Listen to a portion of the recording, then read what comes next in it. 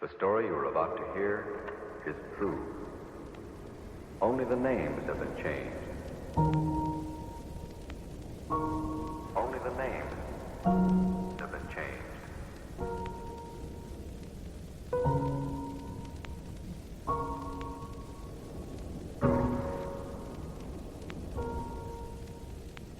Here.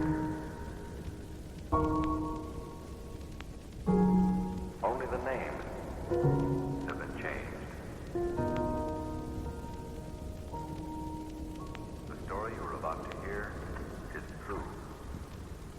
Only the names have been changed. A long time ago, in the great city of Chicago, legend has it that on October 8th, 1871, a cow, restless in the cold October night, kicked over a lantern in its barn, and for the next 2 days, the entire city of Chicago burned. Now, the accuracy of the cow is yet to be proven. Other theories are that a meteor might have fallen from the sky to cause the damage.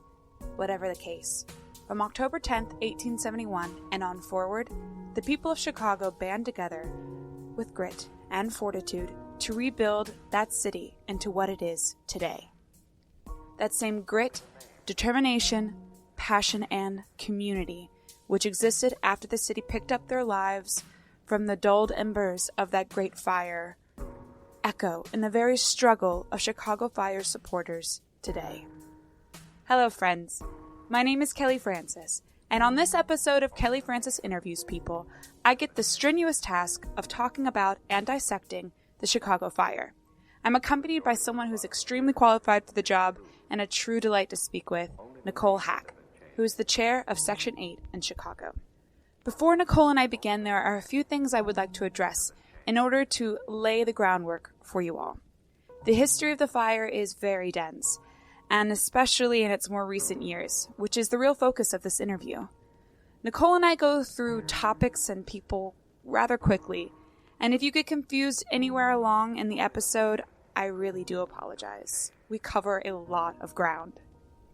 However, here is some info you need to know before we get going.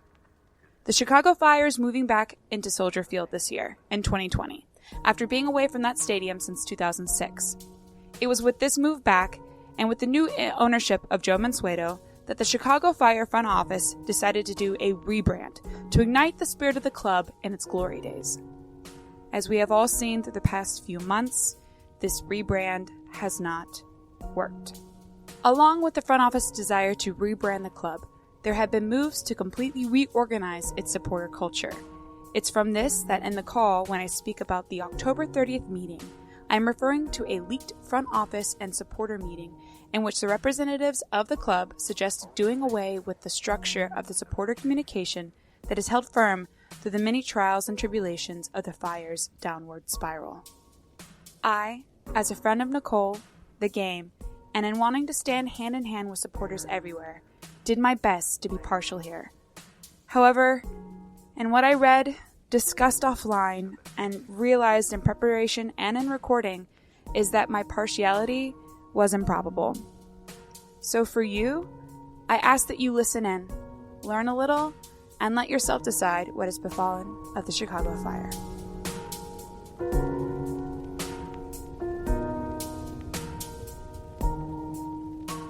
Hello, welcome, Nicole. How are you? I'm doing well. How are you, Kelly? I am doing good. So just as a quick intro to you, for everyone who is listening, Nicole Hack has been a fan of the Fire since 2004. She became a Section 8 Director of Communications nearly 10 years after in 2015 and 2016. She was not on the board in 2017, and then in 2018, she became the Vice Chair, and then the Chair in 2019. Hello and welcome, Nicole. I am so excited to talk to you. We have a lot of ground to hit, and I can't thank you enough for joining me on this Friday afternoon chat as well as drink session. Yeah, I'm really excited to talk to you. We've been Twitter buddies for a little while and always excited to talk and with other women in soccer and see more women getting active in the game. Yes, that's what it's about, spreading the game and also upping all of women everywhere. So let's get started.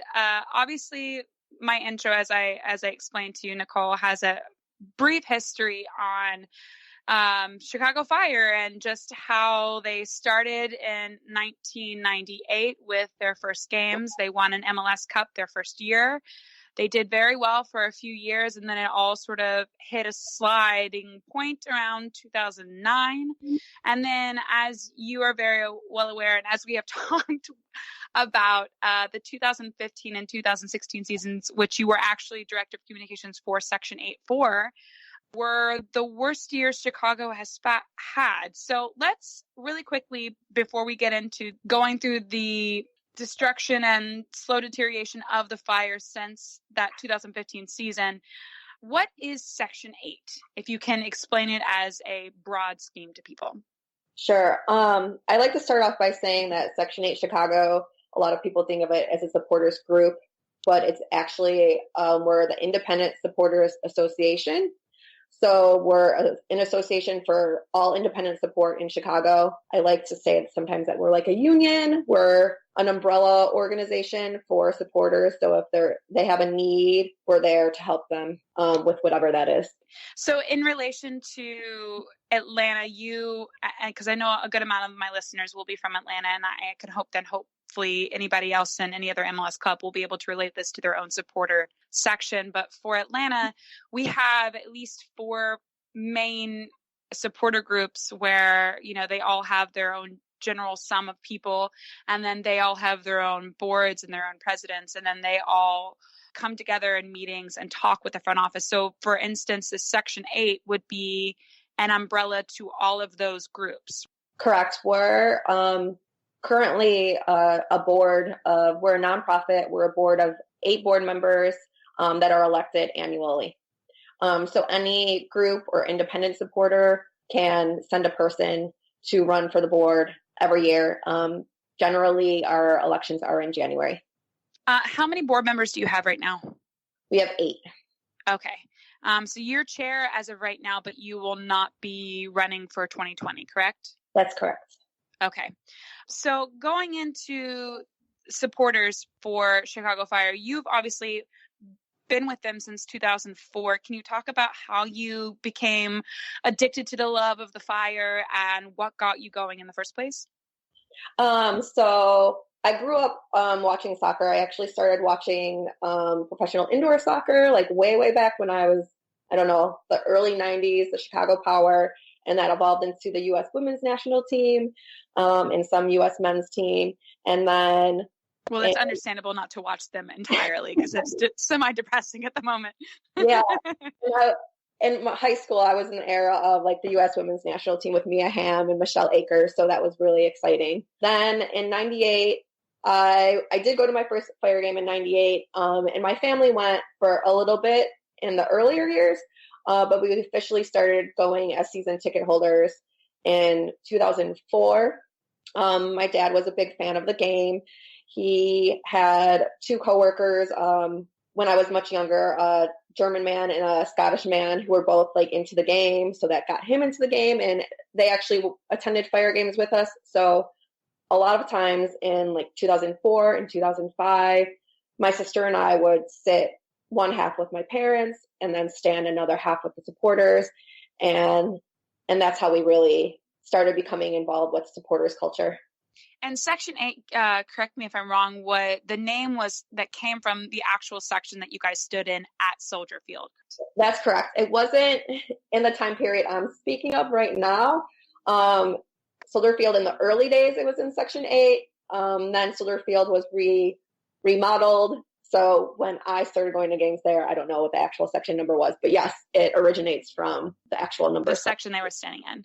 Yeah. Right. And so for anybody that doesn't know, Chicago Fire has actually moved quite a bit of times. I mean, only to 2 specific locations, but you all started in Soldier Field from 1998 to 2006. And then there was the whole move to SeatGeek Stadium, which was a soccer specific stadium, which was supposed to be better for the community and for gearing the fans of Chicago to a more soccer specific look and feel.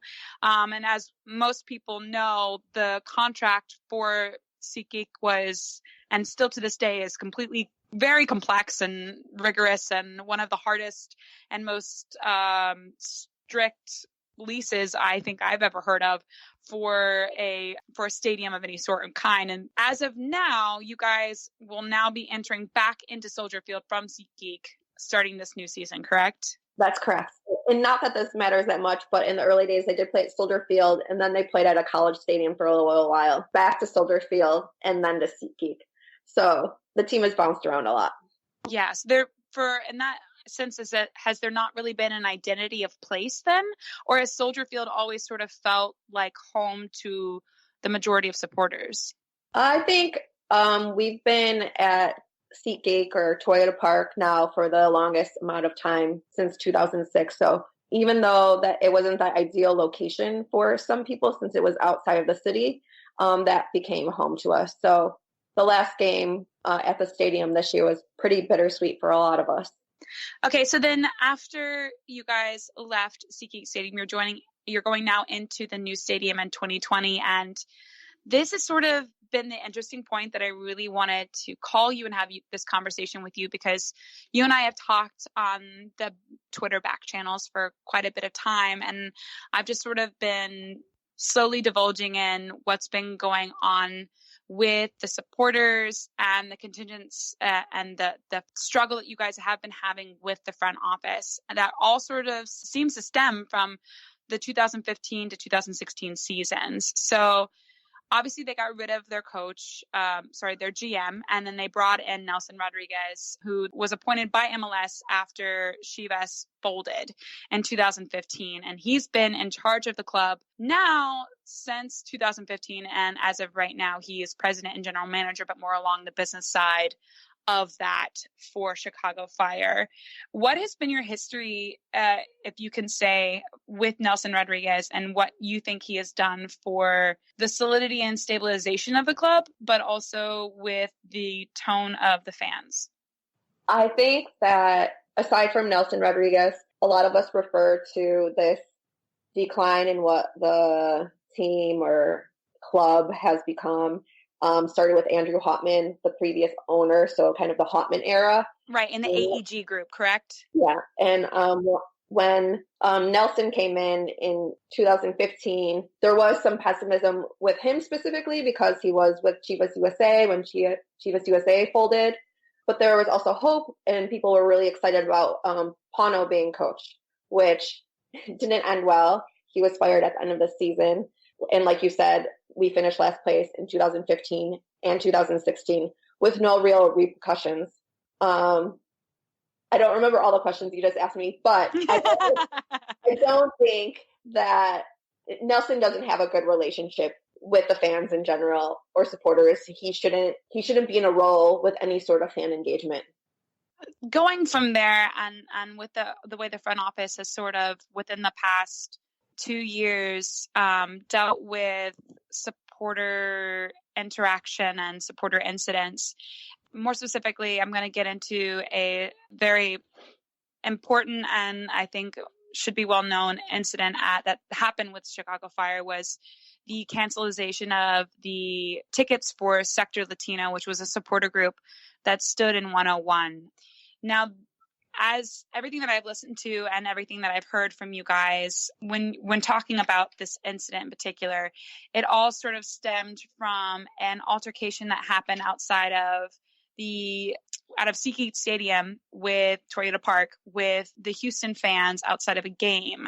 And I believe you and some other people have recorded that there was an incident that happened. Security did not take care of the incident and no repercussions were had.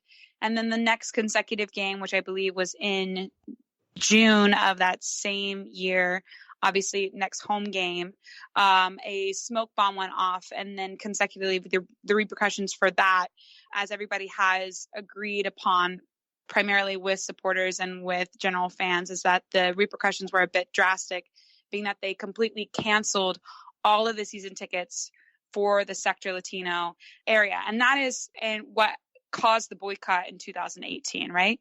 That's correct. There was a few minor incidents that led up to the larger altercation or fight with the Houston fans in front of the stadium. One, and I don't condone this, but as minor as throwing a beer on the field.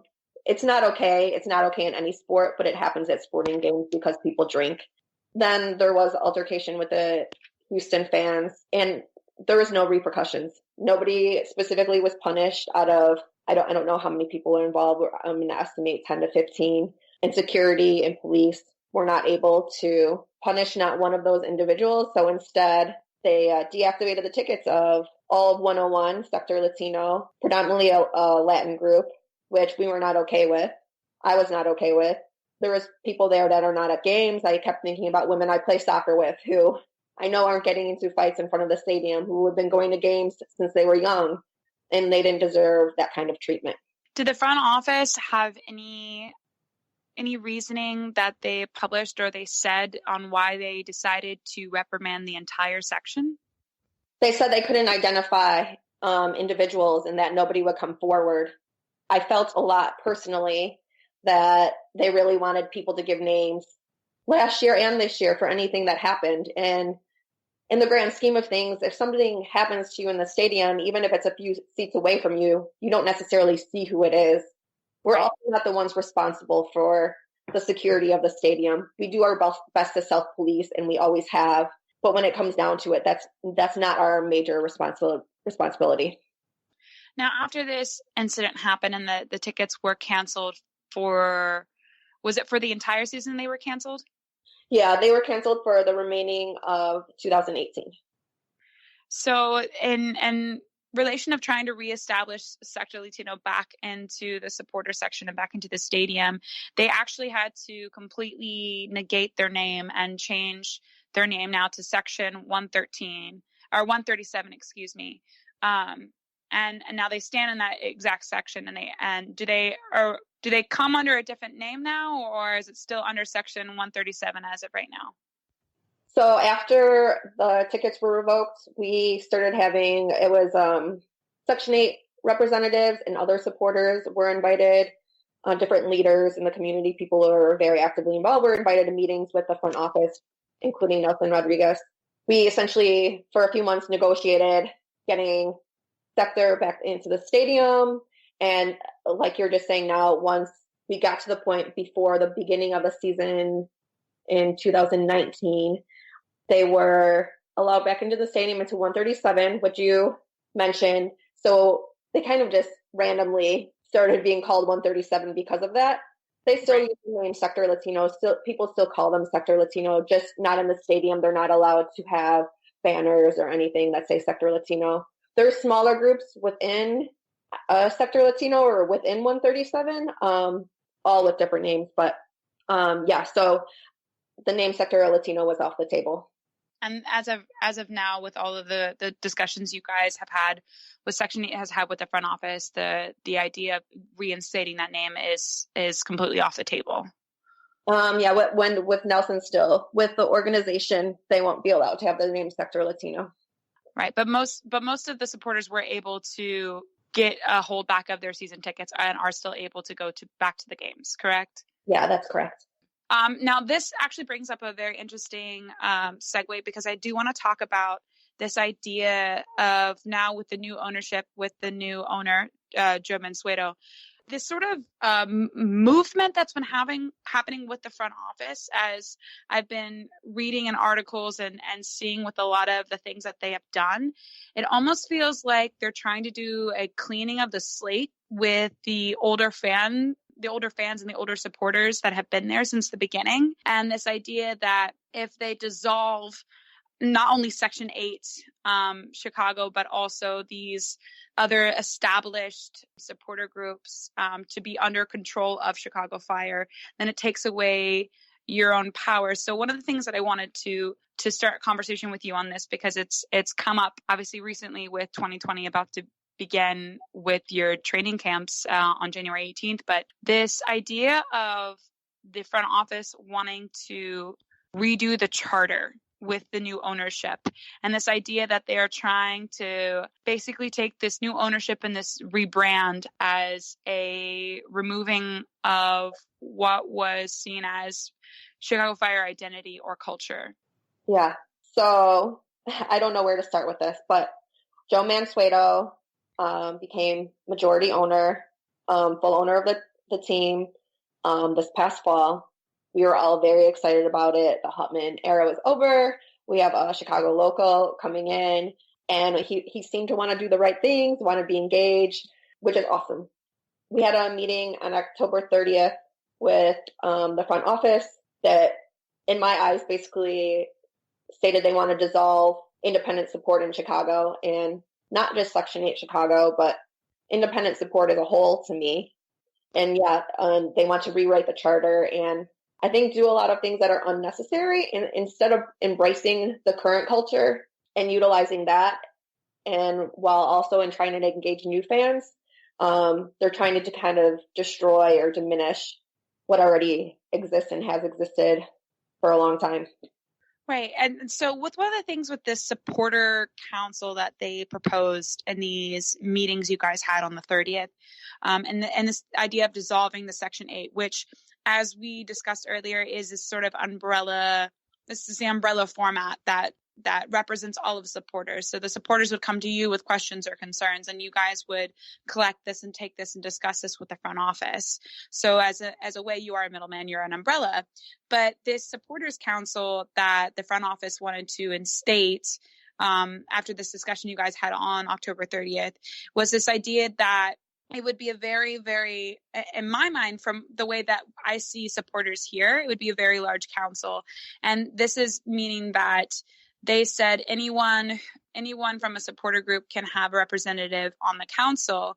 So supporter groups, they said, were dictated by a group of 10 people or more, which, and I would love for you to talk to this, because this is sort of a difference in supporter culture from one club to the next. But in relation to Atlanta United, most of our supporter groups are very large. So for instance, Resurgence is 200 plus, Footy is 200 plus. We've got Terminus and we've got Faction, which are all well over 100 plus. And we have, our smaller ones like All Stripes and La Doce and these other smaller supporter groups, which are well over 10 people plus, but they don't necessarily all have a seat at the table and discussing issues with the front office. So this supporters council, in a way, would give a lot of opportunities to a lot of different groups. But you said, and discussing with you, that Chicago's supporter section is made up of a lot of smaller groups that are all merged under that Section 8 umbrella, correct? Yeah, that's correct. And I know, so first I want to say that a front office calling for a supporters council is kind of wild and absurd to me, because the front office is the front office and supporters are supporters. And the front office, while there should be a good working relationship between the two, isn't in charge of supporters per se, So it's totally absurd to me that they came with us to this plan, which I know we could try to get into more detail, but there is a lot of things going on now and moving parts. And they don't really provide details for what they want moving forward, which is strange to me. Sorry, go ahead. No. Yeah, no, I absolutely agree with you. And reading and understanding what happened at that meeting, it almost was from my perspective from Atlanta, from the way that our supporter groups are set up here, it made a lot of sense, because it was this idea that the front office was trying to get the supporter groups to start a council, like an umbrella organization that could merge all the things, and they could talk to that one council instead of having to go to each different supporter group. But what's strange about Chicago is that Chicago already has that. They already have Section 8. Right. So that's where I'm at a loss right now with this wanting to instate a supporters council, because there's already one in place. Is it like they're trying to undermine the Section 8 and trying to do away with this hold that you have within the supporter community? Yeah, so that's the exact word I want to use personally, and I can't speak for all of the board as a whole, but I personally feel undermined, that instead of working and collaborating with us, that they went under us and kind of tried to split the community, and they want to make it their own instead of utilizing us as a communication tool that we could have been used for and we should be used for. It admittedly, right, and you've been pulling the weight since the very beginning. So this idea that they want to completely remove this idea of Section 8 is a removal of the history of the club. yeah, I agree completely. So, and the thing with the board is that we have 8 elected positions, like I mentioned earlier. So, like a council, which I don't know how many people will end up being on this council, which a lot of us like to refer as FO council. But with 8 representatives, there's independents and smaller groups have opportunity to put somebody on the board so that there's a variety of representation. Right, but the Section 8 has been doing elections year after year, so the Sure. ability for anybody to apply to run for the board has been available since the very beginning. So it's not like the diversity is not included in Section 8. It's just another form to get to the end result that the front office is now trying to instill on their own end. Yeah, exactly. Is the front office trying to appoint who gets to be listed in the council? I don't know if there. It doesn't seem like the process is clear yet to me, to be totally honest with you. One is what you just mentioned too, is that they said supporters group with 10 or more people, and it is true in comparison to teams like Atlanta and LAFC. And I know I said this to you earlier, that is like so wild to me that there's these groups with like hundreds of people in them, because that was never the point of supporters groups in Chicago. And I forget what the basis of our culture was modeled after, like in the earlier Chicago Fire days, but I think it was potentially, and hopefully nobody yells at me for not getting this correct, but like Italian or English groups is like smaller families or groups of friends. So essentially, if like you and your best friends and your mom and dad and your aunt and uncle go to games, you guys are a group. And this other small group is a group. And like, so that was kind of the point of groups, at least in the original days. For me, the idea of them wanting 10 or more people is them also wanting us to recruit for them. Yeah, that's such an interesting thing that you say, because there was a part of this discussion that you guys had with the front office, which almost felt like with community outreach, they were looking at you guys to sort of take that on yourselves. They were encouraging you guys to outreach and bring your friends and do this, that, and the other to try and bring the game of footy into these unhit areas that I don't think that they were willing to do the hard work and community effort towards.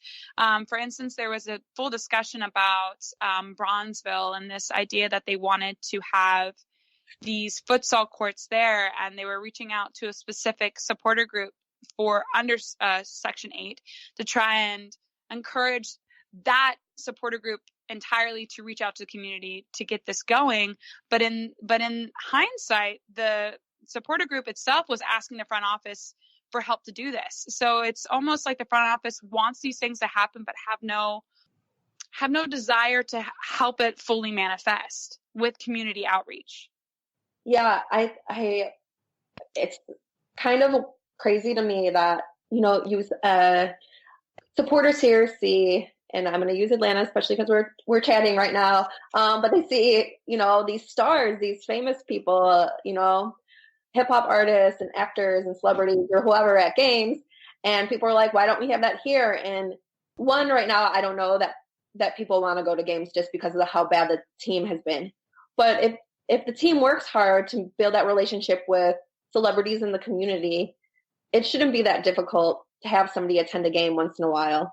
And I know specifically what we have chatted about before regarding Bronzeville was with the group Black Fires, and they're a newer group and a smaller group, but they're really powerful and they're doing really a lot of really cool things, and they need the support. And it's funny to me because if the FO just treated us well, the current fans, we would build and we would bring, and that's what we've been doing for years. We're free marketing. Supporters are free marketing for the team if they're treated well.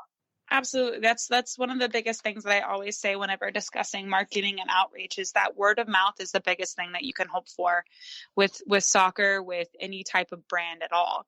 So this idea that if the team is doing well and if the front office is in communication and fans don't feel like they're being lied to or that they can't trust what's going on, then you have absolutely, like you said, free marketing. And you guys have been doing free marketing since day one. I mean, I've heard so much about the Chicago Fire fan base and how it's been so committed to this team for so long, even through the rough years that you guys have had. And it has not been great really since 2015. I mean, you had spurts with, Schweinsteiger coming in and having that sort of try to reignite, but not really going anywhere.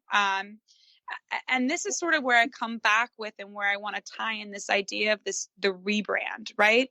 So there's something that you said in one of your previous interviews, which I thought was very poignant, right? It was in July of 2019. You said, we're trying to hold on and maintain culture for Chicago Fire. And that was something that was very, very strong in wording of the fact that the supporters themselves are trying to hold on to the culture and the identity of Chicago Fire. And so this idea of a rebrand where you guys would have the ability to latch onto something new, but also still very much the old rooted Chicago Fire was something I know that a lot of you were really looking forward to. I mean, of course, changing the names or changing the name or, changing the logo isn't going to solve really what's on the field or all that aspects. There's still a lot of work that has to be done with it. But the logo that came out and the rebrand that they're doing, I feel like it's been completely missed. And correct me if I'm wrong, but I've heard that it was a rebrand that was done where you guys were a little bit involved in the beginning, but there really wasn't a lot of supporter interaction on how this should go about or how it should look like going forward. Yeah. So 2 things I want to start with after that is one, that running for chair last year, I was really excited for. I knew it would be a challenge. I knew I wasn't necessarily, maybe being chair wasn't my strength, but I was willing to do the job and do what I could and use the community as support when needed. And really, I felt like I was there to help hold on to some of this culture. Like you said, like you mentioned, me saying in an interview back in July, things have just gone so far south with us. It's embarrassing, but I'm really proud of the people who have stood by and are still here and are still fighting and are still singing. And even though we have really sad days and really bad days, we're still a community. And I think at some point better days have to be ahead. I think we keep saying that, but the end of the bad never seems to be out of sight. And I forgot the other part I was going to do. It's at the logo, the influence of the supporters in the logo and the lack of communication going forward with that rebrand. Okay. So back to the rebrand. In the earlier days, we were given something to be a part of. The culture was supporters were involved. We were just as important as anybody else. We were able to develop culture and the atmosphere. And then we suddenly start getting new people involved in the front office, some really good hires, some unknown hires. And we start hearing rumors of a rebrand, and we're not really included, even when asked to be included or asked if they can involve the community. There's so many hard parts about this. Is like, one is that the logo to many of us doesn't represent the city. We're not a monarchy. Chicago's a blue collar city with the crown, and to make a rebrand where the colors are totally different, it's just the fans didn't have a say. So it's really frustrating and discouraging. And a lot of the people in the FO making these decisions aren't even from Chicago. So it's disheartening. And I know that there's some people who are upset with the fans who are upset about the logo change, but I don't think it's right to delegitimize people's concerns or passions or feelings about something like this. It's okay to to hold a team in the front office accountable for wanting better. And I think that's all that people are doing. Now, in regards to this sense of community and what Chicago means to the fans and to the community there and the Chicagoans, before I read this, because this is something that I've found in all of my research with doing Chicago Fire, can you explain to people who Brandon Kitchens is? Brandon Kitchens was a fire supporter. He was a friend of mine. He was in the military, and he was incredibly passionate. He passed away actually when he returned from the military in 2007. He was playing soccer, and he died playing soccer on the field. And while he was overseas, he wrote what you're referencing and going to touch base on. But when we used to play at Soldier Field, I remember calling him from the supporters end when we would score a goal and leaving him voicemails of just like everybody screaming and having fun, and just like he helped me love the team. He's part of the reason why I love the Fire, and I'm really thankful for that. And I think the words that he wrote are really passionate, and I think any sports fan, really, not just even soccer fan, could relate to them. Thank you for the beautiful segue. So Brandon Kitchens wrote something that's called Stand and Deliver. From all of the research I have done within the articles for Chicago, with what fans reference to how they believe and how they support and how they feel about the club, Stand and Deliver is said quite often. I mean, even from the transcript of your October 30th meeting, the front office themselves mention this idea of standing and delivering for the team. And I want to read this really quickly because I think it's very important. And then I sort of want to get into this idea of how this fully encapsulates what Chicago means and what Chicago Fire means to all of you. So Stand and Deliver, and this is an excerpt. I can't read the entire thing. It's very long, but I definitely suggest anybody who wants to look this up. There is a website for it, and I will share the link on my Twitter. But like I said, it is written by Brandon, but here's the excerpt. All supporters should be committed to upholding the meaning of Stand and Deliver.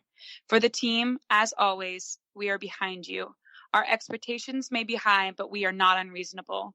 You are in this league because you have talent, strength, passion, and commitment. I challenge you. We as fans challenge you to never take a game off, never take a play off, ever. We will be your rock. We will be unwavering. We will stand beside you always. Bring the strength back, bring the pride back, and put us at the top forever. We will be strong for you every game, no matter our numbers. All we ask is you to do the same. It is your privilege to wear the colors as it is ours.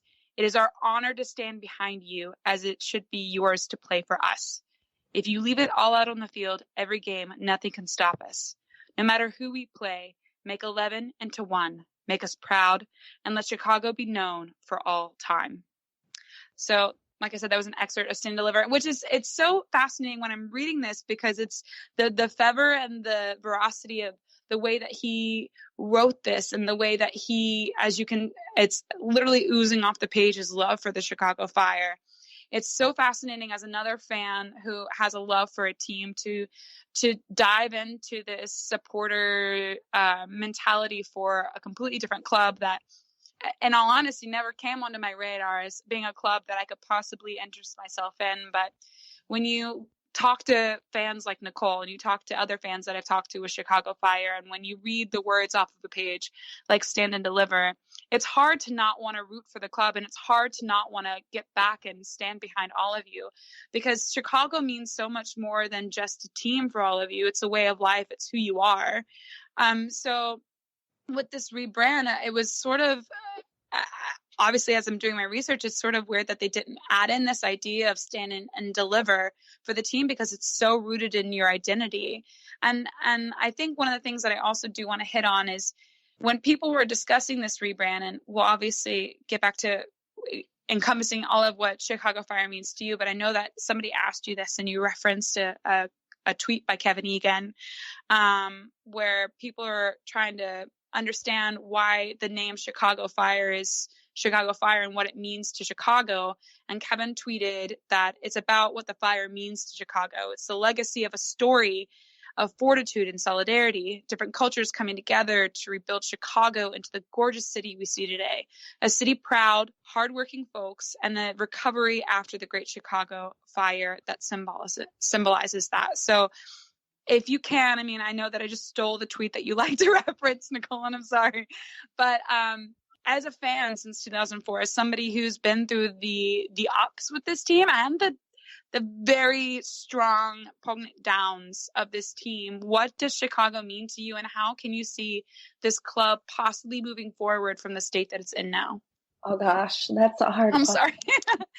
And I mean, it's a basis of how you feel at the moment, and it doesn't have to be right or correct or elaborate. But I mean, I think people who are going to be listening to this are just going to want to know how you feel, like what Chicago Fire means, to you, and how you could see this going forward. I mean, as you say, you want brighter days ahead, and I really do believe that brighter days are ahead. It just is going to take a little bit of time to get out from underneath the rubble, but how do you see it going forward? And personally, everything right now, and I know I'm like a different breed with my family connection, and the last place I ever saw my father was at Toyota Park. So like there's these lots of connections in Brandon, and the last 15 plus years of my life, this has been my social life and my heart and everything important to me. So what's happening is really hard and it's hurtful. And I mean, I can't call the shots, but in a dream world right now, it would be like Nelson Rodriguez is not with the team anymore because of how he's treated supporters and how he's treated us. Andrew Huntman's already gone. So Nelson is gone. We get our club back. We get our logo back, or a rebrand that supporters are involved with, or, is an evolution from the original logo, not a complete circle from what it started with. And I think the people in charge, the tweet you read from Kevin and the part of Stand and Deliver you read is so prideful and meaningful and just passionate. And I don't feel that in what's happening with this rebrand or with the team right now. We have a lot of new, I don't know all the titles even, technical staff and a new manager that I think we're all curious about. But we have an 18-person roster, and we've made the playoffs twice in the last, it's more than 10 years. I'm really bad with years. It's okay. But the last, only 2 times in the last, several years. So, to go from being, a contender to a team that's overlooked, especially when you have these new teams coming in, like Atlanta or Nashville or Miami or LA or Austin, who didn't know our culture before, and they kind of laugh at what we have, but they don't know what we've been through or how hard we're fighting. And I think it's important for them to see what's happening. And I appreciate you talking to me about it, and anyone really in the league who's offered support or solidarity, because this could easily happen to any team. And if it's happening to us, I only see this happening, like independent support trying to be dissolved in other cities, which would be really unfortunate, because that's what makes the beautiful game so beautiful, is the supporters culture that it revolves around. Right. There's not soccer without supporters. Yeah, absolutely. And I think you make a good point here, because, in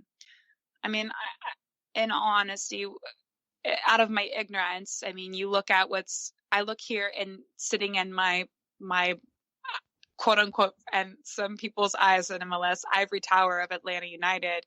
And you look at other teams who are having issues with supporters and their front office. Chicago Fire is definitely on the top of the list of, you look at that club and you look at the supporters and you think, wow, that's a bad pun, but that's a huge fire that's going on over there. And then there's no desire to learn it, or there's no desire to figure out what's going on and talk to somebody about it and see how they feel. And there's something that's to be said about inner supporter communication, where you talk, and it's not just what you see on the face of Twitter, but actual meaningful conversation and DMs, or just meeting up at the tailgates and talking with people about how their experience is, where they are at, and how they form and they function there, because if we're going to continue to grow MLS in Atlanta and Chicago and all the other cities in the United States and MLS as a whole, then we need to understand what's good and what's bad. And I'm not saying that one is better than the other, but there are things to learn from each and every circumstance. And I thank you, and I can't thank you even more than enough. And I'm making no sense right now on the thank yous, but I just know that every time I ever have a question about what's going on, I know that I can reach out to you and that you'll explain it to me in your full capacity. I know how much this team means to you. So it's such an honor for you to have this very long conversation with me. And I really hope you drank a good amount of gin while doing this. Nicole, I can't thank you enough. And I really do hope that there are brighter days for Chicago Fire. I mean, if anything, and if any club deserves, club, meaning the supporters in particular, deserve a reprieve, it's you guys. Thank you. It's been awesome chatting with you. And I know everything I've said today cannot even fully sum up or explain what's been going on here. So happy to talk to anyone about it whenever they have questions. And certainly this is just my perspective and my experiences. But again, I'm really stoked for you doing a podcast too. So I want to give a shout to you for doing really cool things. Well, it's only people that make this actually worth listening to. So thank you for that. Nicole, where can they find you if they do have questions or if they just want to hear more about sort of the conversations and the topics we've been talking about? I'm on Twitter and Instagram at Nick Hack, NIKHAK. I'm on Facebook too, Nicole Hack. But Twitter, Instagram probably works best. And Section 8 is Section 8 Chicago on all the social medias. Awesome. Thank you again, Nicole, so much for coming on and talking with me. And I look forward to either seeing you up in Chicago at some point or seeing you down here in Atlanta and us having a drink together and a big old hug. Champagne tailgate.